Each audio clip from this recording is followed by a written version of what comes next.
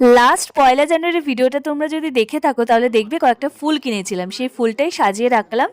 আজ হলো 2nd জানুয়ারি। 2nd জানুয়ারিতে কোথায় এসছে তোমাদের সবটাই বলবো। মানুষগুলোকে চেনো, জায়গাটা তোমরা চেনো না। এটা হলো আমাদের স্কুলের বড়দি, মানে আমি নার্সারি থেকে 4 অব্দি যে স্কুলে পড়েছি সেই স্কুলেই আমি এখন দাঁড়িয়ে আছি। আজ হলো 2nd জানুয়ারি, এই স্কুলের স্থাপনা দিবস। তো তাই জন্য সাংস্কৃতিক কিছু অনুষ্ঠান হচ্ছে এই স্কুলে। আমরা আমার ভাইজিরা আর এখন আমার মেয়েও ভর্তি হয়েছে। তো ছোট ছোট বাচ্চারা খুব সুন্দর সুন্দর অনুষ্ঠান করছে। এটা হলো থানার বড়বাবু, মানে আমাদের এলাকার। তো সেও বক্তব্য রাখছে।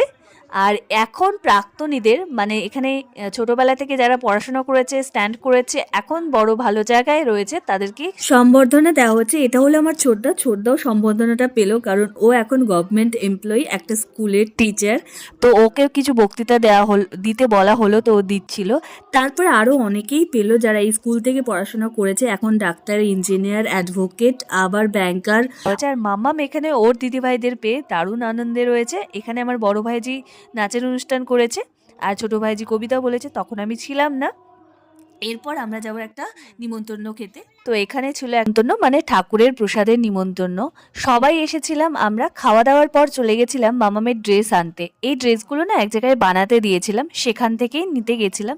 তো তারপরে ওখানে দেখলাম অনেক বড় বড় রাজহাঁস। অনেক দিন পর রাজহাঁস দেখলাম। রাজহাঁসটা এখন দেখাই যায় না।